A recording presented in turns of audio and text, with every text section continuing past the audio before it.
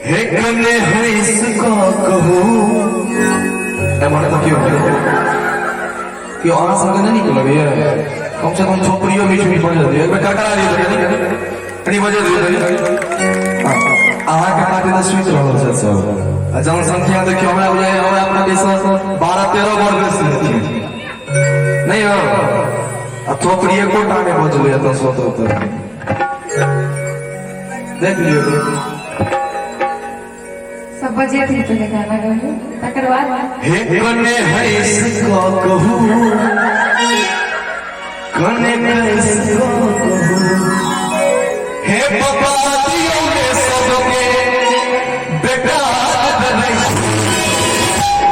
हे बाबा दियो ने सबके बेटा नहीं हे सजनी जे हमरा सबके